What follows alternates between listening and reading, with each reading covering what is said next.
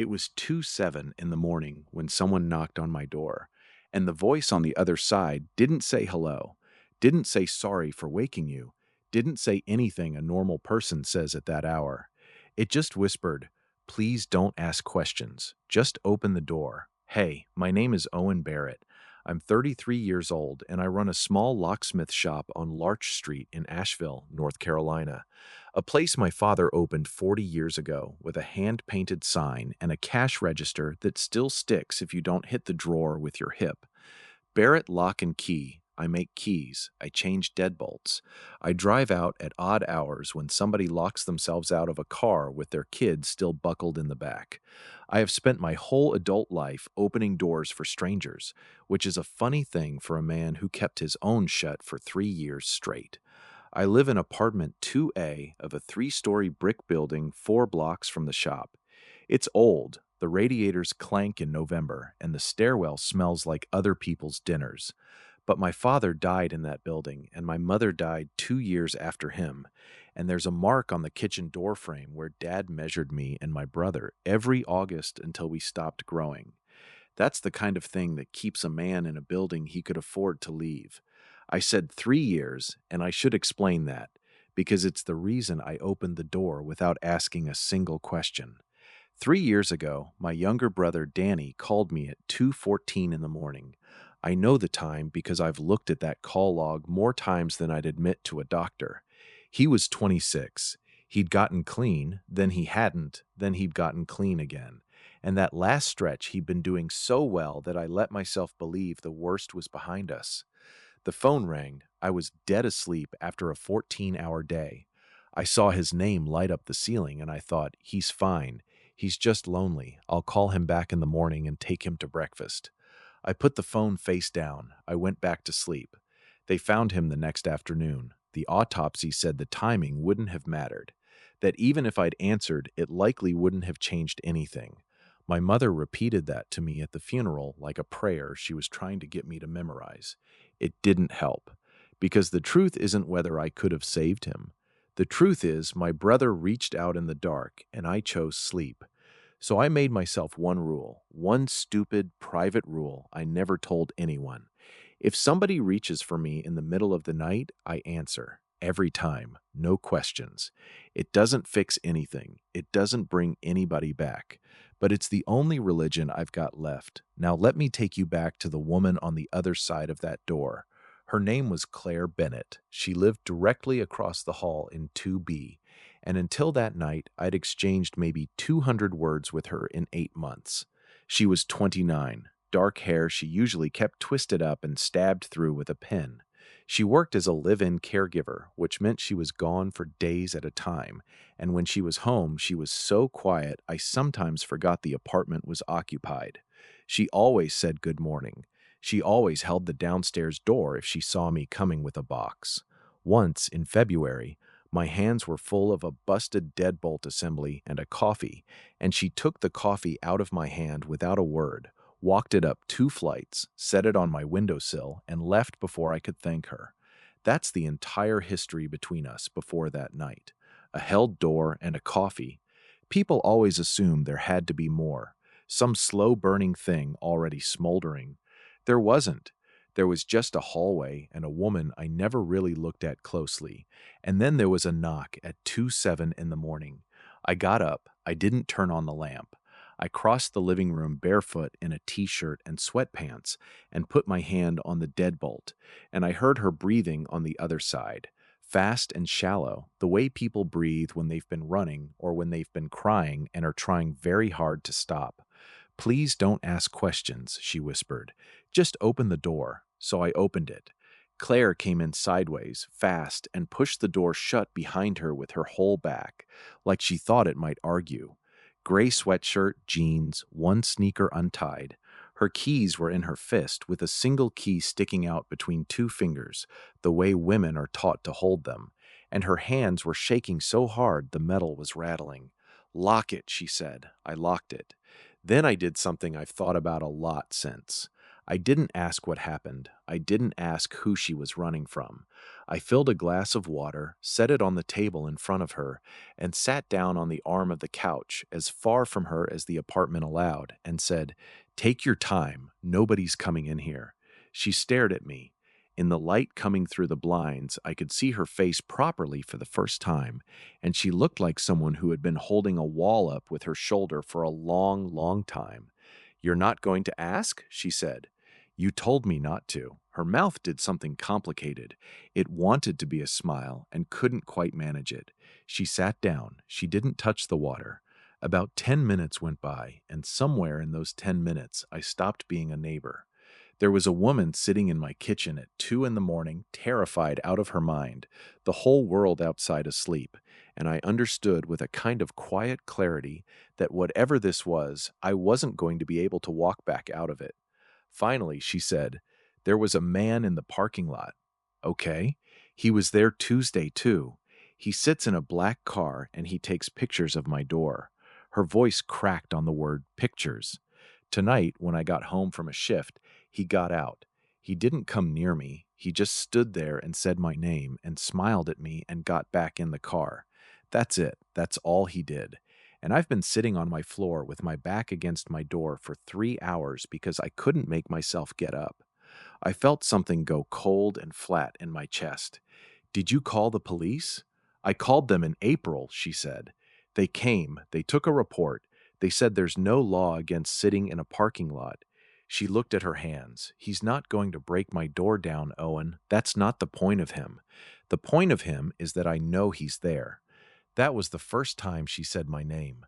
I got up and pulled out the folded blankets my mother used to keep for guests who never came. "Second door on the left is the spare room," I said. "There's a lock on the inside. It works. I installed it myself. I get up at 6:30 and I'm loud about coffee, so I apologize in advance." Claire looked at the blankets in my arms and something in her face came apart. "I can't ask you to." "You didn't ask," I said. "I offered. Different thing." She took the blankets and she said, so quietly I almost missed it, "Thank you for not making me explain." And that was night one. I thought it would be one night. I was wrong about that in almost every direction a man can be wrong. The next morning, I stood in my kitchen for a full minute trying to remember why there was a second pair of shoes by my front door. Claire was already awake, sitting at the table with her hands around a mug she'd found in my cabinet, and she'd folded the blankets into a stack so neat it looked like a store display. "I'll be out of here in an hour," she said. "I'll figure something out." "You could," I said. "Or you could tell me what's actually happening and we can figure out something better than an hour." She was quiet for a long moment. Then she set the mug down and told me, and it took most of that pot of coffee. For 2.5 years, Claire had been the live-in caregiver for a woman named Eleanor Vance. Eleanor was 84, a retired high school music teacher, sharp as a blade right up until the last few months, with a house on Sunset Ridge and 40 years of sheet music in the piano bench. Claire did the medications, the meals, the therapy exercises, the appointments, the nights when Eleanor couldn't sleep and wanted to talk about her dead husband. Eleanor had one son, Julian Vance. Julian was 51, a commercial real estate developer with 3 office parks and a face you'd see on a bus bench ad. And in 2.5 years, he visited his mother 11 times.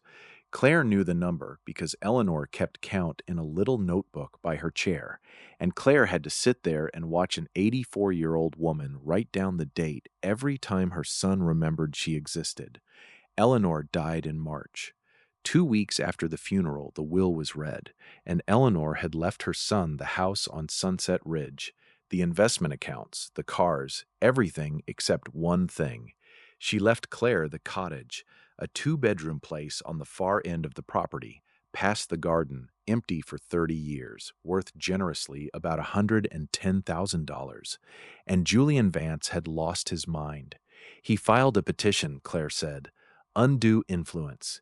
He's saying I isolated her, manipulated her, that I got a dying woman to change her will.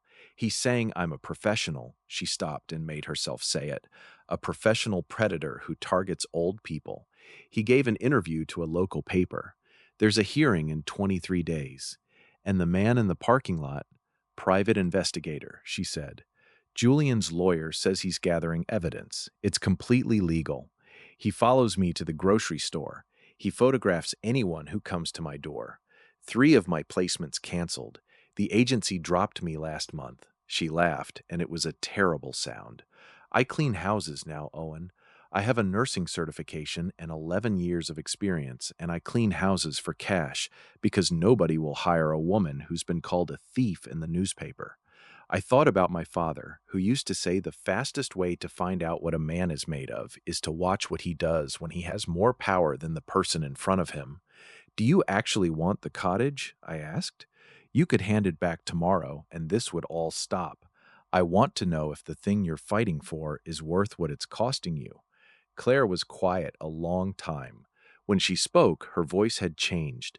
Eleanor asked me to promise I'd take it, she said. 6 months before she died. She sat me down and she said, Claire, I have thought about this for a year, and it is the only decision in my whole life nobody talked me into. She said her son would be angry and that I should let him be angry, because being angry was the only relationship he'd ever wanted with her anyway. Claire looked up at me, and her eyes were wet and absolutely furious. So no, I'm not giving it back, because the second I do, he wins the argument that she was too stupid to know her own mind. And she wasn't. She was the smartest woman I ever met. I nodded slowly. Okay, I said. Then here's what I think. Owen, stay here, I said. Not as a favor.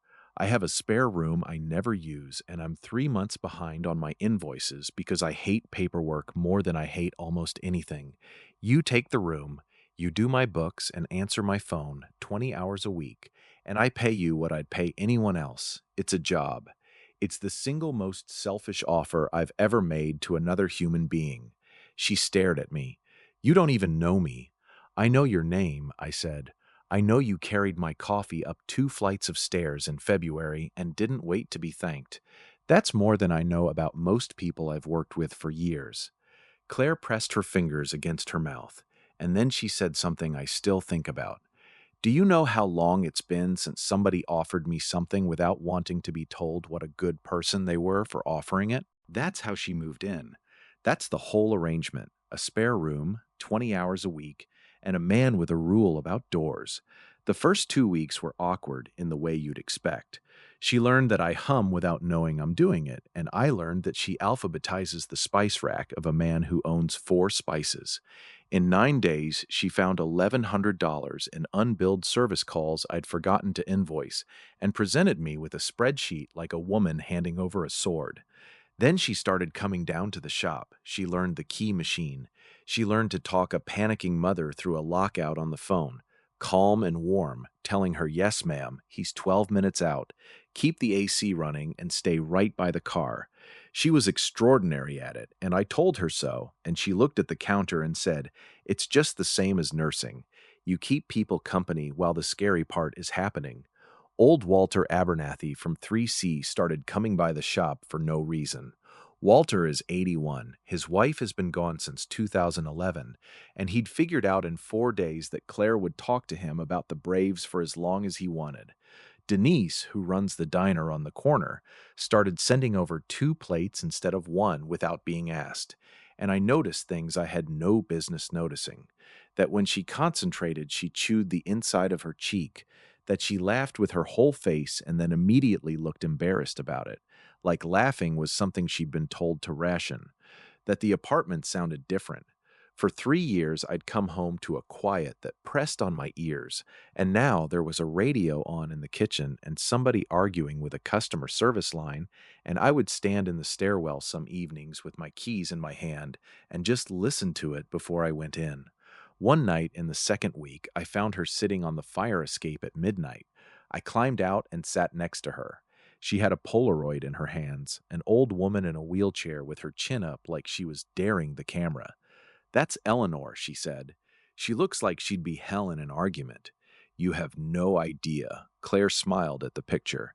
She made me play cards at 3 in the morning when the tremors were bad. She cheated constantly, and when I called her on it, she'd say, "Claire, I'm 84. What exactly is the plan? Are you going to report me?" I laughed, and Claire looked over at me and said, "Can I ask you something? Why do you keep your phone face up on the table? Always, even at dinner, even when you're working, it's always face up." I hadn't known anyone had noticed that, and I told her about Danny, all of it, the call, the ceiling, the face-down phone. Telling a story like that on a fire escape at midnight, you can't see the other person's face while you're doing it, and that turns out to be the only way some things can be said. When I finished, Claire didn't say I'm sorry. She didn't tell me it wasn't my fault. She sat with it a while and then said, "So when I knocked, you didn't open the door because of me at all." "No," I said. The first 10 seconds were for him. She was quiet. Then she put her hand on top of mine on the cold iron and left it there, and neither of us said a word for probably 4 minutes. And that's the thing about silence, the real kind, the kind with weight. You can talk to somebody for 2 hours and learn nothing. Then you can sit next to them saying absolutely nothing and walk away knowing you're in serious trouble. The following Saturday, everything got loud. We stopped at Denise's diner for lunch and were halfway through when the bell over the door rang and Julian Vance walked in with two men in golf clothes. He saw her immediately. I watched him see her, and I watched him decide. He came over to our booth with his hands in his pockets, smiling, relaxed, and he said, loud enough that the whole front section turned around, "Well, there she is." Claire's fork stopped moving. "Julian, you know, I was just telling these guys about you." He turned to the room, actually turned to the room, addressing the diner like it was a shareholder meeting. "This is Claire Bennett. She spent 2 years living in my mother's house, cooking her meals, handling her medication, and by the end of it, my mother had rewritten her will." He turned back and looked down at her. "How many is it now, Claire? How many old people have you buried?" I have replayed the next few seconds more times than I can count. I didn't yell. I stood up, stepped into the aisle between him and the booth, kept my hands loose at my sides, and said, "You need to go." Julian looked me over the way you'd look at a scratch on a rental car. "And you are?" "The guy asking you to leave." "This is a public restaurant." "It is," I said, "and she's a paying customer having lunch, and you walked 40 feet across it to say that in front of strangers. You didn't come over for answers. You came over to make sure everybody in this room watched her take it." The diner had gone dead silent. Julian's smile flickered at the edges. "You don't know anything about this situation." "I know she isn't allowed to answer you," I said. "There's a hearing in 11 days, and her lawyers told her not to speak to you. That's exactly why you came over. You picked a fight with somebody whose hands were tied. Where I come from, we've got a word for a man who does that, and it isn't a flattering one." Denise came out from behind the counter with the coffee pot still in her hand. Walter Abernathy, who'd been eating a grilled cheese 2 booths down, and who I didn't know was there, stood up so fast his chair scraped, and a woman I'd never seen before, 60-something, in a church cardigan, said clearly from the next table, "Sir, I've been listening to you for 2 minutes, and I don't like a word of it." Julian looked around the diner, and you could see it land, the exact moment he realized the room had gone the other way, that these were not his people, and nobody here was impressed. "Enjoy your lunch," he said, and he walked out, and the bell over the door rang behind him like a punchline. I sat back down, my hands were shaking, which I hoped nobody could see. Claire hadn't moved the whole time. "You shouldn't have done that," she said, probably. "He'll put you in the case. He'll say I'm living with a man. He'll say we're—" She stopped. "He'll make it ugly." "Claire," I waited until she looked at me. He was already making it ugly. He just did it where I could hear it this time. She put her face in her hands, and then, muffled, she said, "Nobody's ever stood up in a room for me. Not once. Not my father, not my ex, not one single person in 29 years. I didn't know what to say to that, so I did what I do. I moved her water glass closer to her hand, and I let her sit there as long as she needed. He did put me in the case. Of course he did. 6 days later, Claire's lawyer, a woman named Ruth Okafor, who had exactly one setting, and that setting was calm, slid a document across her desk. Julian's team had filed an amended petition describing Claire as living in an intimate relationship with a local business owner whose brother had died of an overdose. It used the word pattern, and I sat in that chair and read my brother's death being used as a rhetorical device by a man who had never met him. Ruth watched me read it. Then she said, "Mr. Barrett, hear this part clearly. It's designed to make you leave. If you step back, if you ask her to move out, they'll file a supplement within a week saying even the boyfriend walked away. There is no version of this where retreating helps her." "I'm not going anywhere," I said. "Good," Ruth said. "Then let's talk about what they don't have." What they didn't have, it turned out, was much. Eleanor's neurologist had documented full cognitive capacity at every visit through the end of the previous year, and the attorney who drafted the will had met with Eleanor alone, twice, with Claire physically out of the building. What Julian had was volume. He had money and time and the ability to make the next 3 weeks of Claire's life a slow, grinding hell, and he was betting she'd fold. 4 days before the hearing, the offer came through his lawyer on heavy paper. Claire renounces her interest in the cottage, signs a full release, agrees to a confidentiality clause, and a statement acknowledging the family's concerns. In exchange, Julian withdraws the petition and pays her $40,000. Claire read it at my kitchen table 3 times. Then she set it down and said, $40,000 is more money than I have ever had at one time in my life. I could pay off my loans. I could get my certification reinstated, and nobody would ever have to know. That's all true. Say something, she said. Please just tell me what to do. And I wanted to. That was the moment I could have made her decision for her, and she was tired enough to let me. I can't, I said. If I tell you to sign it and you regret it in 10 years, that's mine forever. And if I tell you to fight and you lose everything, that's mine too. I leaned forward. What I can tell you is this. That clause on the second page, where you acknowledge the family's concerns, that's not money. That's the sentence he actually wants. He'll pay 40 grand for a piece of paper where you say maybe she wasn't in her right mind. That's what he's buying. Claire didn't sign it. She went to bed at 9, and I stayed up at the table, looking at the offer until the letters stopped meaning anything. The night before the hearing, I woke at 2:11 in the morning because a door closed, not slammed, closed carefully, by somebody trying very hard not to wake anyone. I lay there maybe 6 seconds, then I was out of bed. The spare room was empty, bed made, blankets folded into that same neat stack, the way she'd folded them the very first morning, and on the pillow an envelope with my name on it, and inside a note that started, "I'm sorry," and a check for $400, which I later found out was every cent she had. I didn't read past the first line. I put on shoes and I ran. She wasn't in the stairwell. She wasn't in the parking lot. There's a bus station on Tunnel Road, 12 minutes away, and a 3:05 to Knoxville, and I drove there so fast I wouldn't defend it in court. I found her on a bench outside the terminal with a duffel bag between her feet, under one of those orange lights that makes everybody look like they're already gone. She saw the truck, she stood up, and when I got out, she started talking before I could, fast, the way people talk when they've rehearsed something and know they'll lose their nerve if they stop. They're going to put you on the stand tomorrow. They're going to say Danny's name in a courtroom. They're going to take the worst thing that ever happened to you and turn it into a strategy. And I sat in Ruth's office and watched your face while you read it, and I can't. Her voice broke. I can't be the reason that happens to you. So I'm going to Knoxville, and in 6 months, when this is over, you'll be glad. Claire. You'll be glad, and you can have your quiet apartment back. Claire.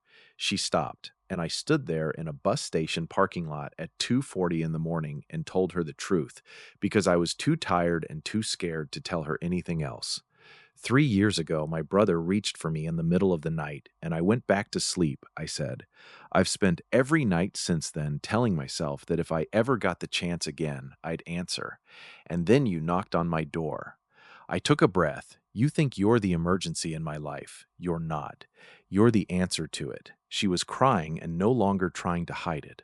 Owen, I'm not asking you to stay because it's noble, I said. I'm asking because I've been half a person in that apartment for 3 years and didn't know it until you left a mug in the sink. Because last Tuesday, I stopped in the stairwell just to listen to you argue with an insurance company and stood there like an idiot for 2 full minutes, smiling at a door. I stepped closer. You can get on that bus. I'll put the bag on it myself if that's what you want. But don't you dare get on it thinking you're doing me a favor. Claire looked at me a long moment. Then, very quietly, I don't want to get on the bus. Then don't. I'm scared. I know, I said. So we'll be scared at the courthouse instead of a bus station. At least there's parking. She laughed, wet and cracked and completely real, and then she stepped forward and put her arms around my neck and held on. And I held her right there under that orange light with the 305 idling behind us. And when she pulled back far enough to look at me, I kissed her, and she kissed me back like she'd been waiting a lot longer than I had. We didn't say much on the drive home. She held my hand across the console the whole way, and neither of us mentioned it. And when we got back, she stood in the hallway between 2A and 2B and said, I might lose tomorrow, maybe, but I'm not going to be alone. No, I said, you're not. The hearing was in courtroom 4B of the Buncombe County Courthouse, and Claire wore a navy blazer she'd bought at a consignment store for $22 and pressed twice. Walter came in his church suit. Denise closed the diner for the morning, which she hadn't done in 19 years, and sat in the second row with her arms crossed like she was daring somebody to try something. Julian sat at the other table between two attorneys and did not look at us once. Ruth had told us the case would turn on documents. She was wrong. It turned on people.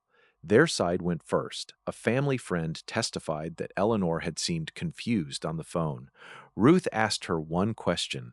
How many times had she spoken to Eleanor in the last 2 years of her life? The answer was twice. Then Julian talked for 40 minutes about his mother, about how devoted he'd been, about how he'd been kept away. Ruth stood up and asked him to name his mother's neurologist. He couldn't. She asked him to name a single medication his mother took. He couldn't. She asked him what Eleanor had taught for 31 years at Asheville High. He said English. It was music. Then it was our turn. The hospice nurse, Yvonne Pratt, testified that in 19 years she had never seen a caregiver like Claire Bennett, and that Eleanor Vance had been lucid, opinionated, and frequently profane right up until the final week. Walter got up and told the court he'd known Claire 8 months and would give her a key to his apartment tomorrow, which was not legally relevant and which the judge allowed anyway. And I sat in that gallery waiting for them to call my name so they could say my brother's out loud. And they never did. They dropped it. Ruth told me afterward that once they saw the room, once they understood the story they'd have to tell, a locksmith who lost his brother, a nurse who lost her job, a millionaire with a private investigator in a parking lot, their own lawyers pulled it.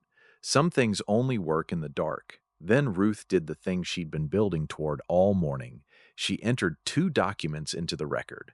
The first was a letter in Eleanor Vance's handwriting, dated 8 months before her death, sealed and held by her attorney with instructions to open it only in the event of a challenge. The judge read part of it into the record, and here's the piece I've never forgotten. Eleanor wrote, "My son does not want the cottage. He wants the verdict.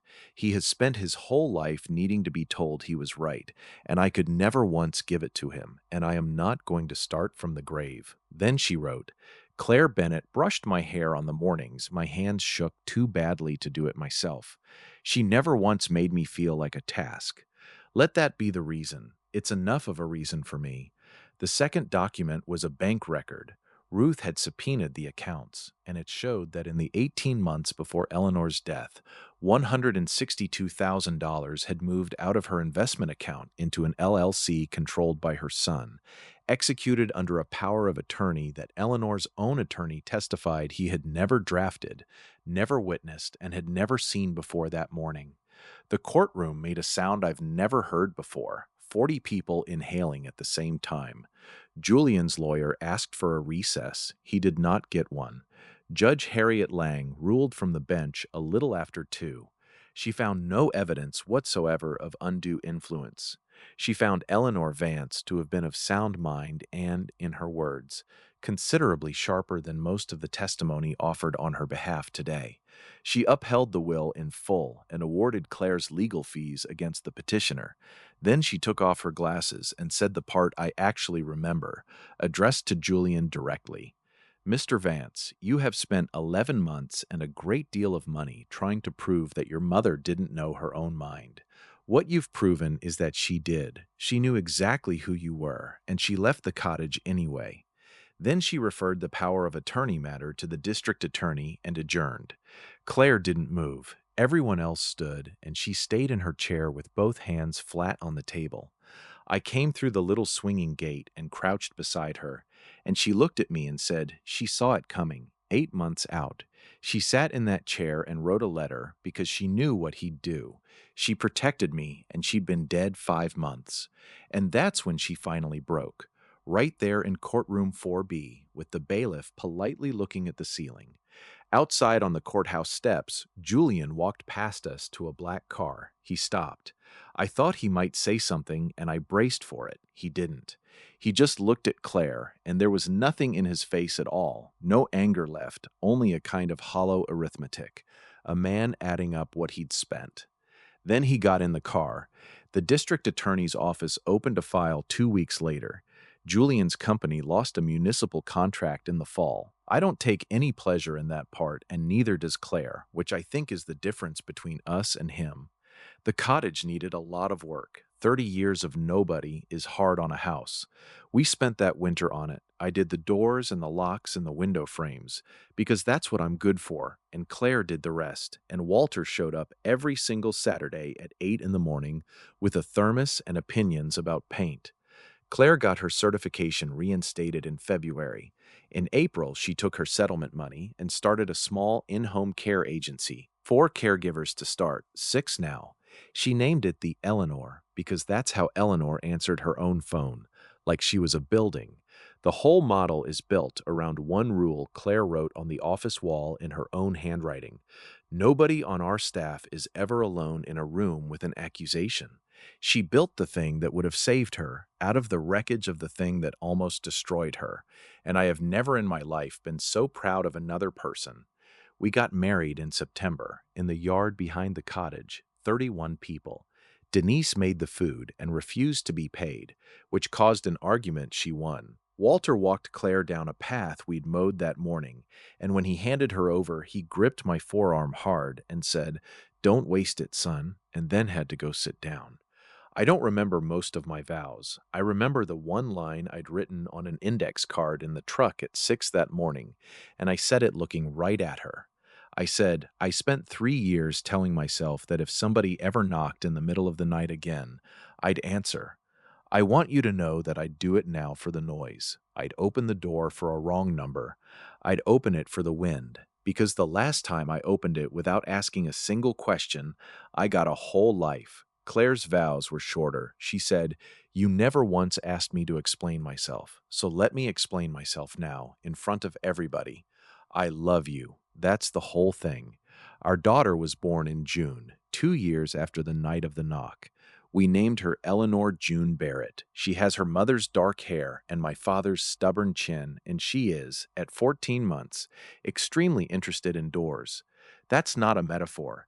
She opens every cabinet in the cottage and stands there triumphant like she's discovered something. Last week, I was in the shop after close, cutting a spare key for a customer who'd be by in the morning, and Claire came in with the baby on her hip and said out of nowhere, "Do you ever think about what would have happened if you hadn't gotten up?" I've thought about it constantly. I don't say that to her because she'd feel the weight of it, and it isn't hers to carry. But here's what I'll say to you, and then I'll let you go. People ask what changed my life, and they expect me to say the courtroom or the letter or the woman herself. It wasn't any of those. It was 4 seconds in a dark room with my hand on a deadbolt when I was tired and afraid and had every reason in the world to pretend I hadn't heard anything. That's where it happened, not in the big moment. In the small one nobody would ever have known about. My brother reached out in the dark once, and I chose sleep, and I'll carry that until I'm gone. But somewhere between then and now, a woman stood in my hallway at 2 in the morning and whispered, "Please don't ask questions. Just open the door." And I finally got the answer right. So if you take nothing else from this, take that. Somebody in your life is standing on the other side of something right now, breathing quietly, hoping you're awake. Don't make them explain first. Don't wait until it's convenient. Just get up, turn the lock, and let them in. You will never once regret the door you opened. You'll only ever regret the one you didn't.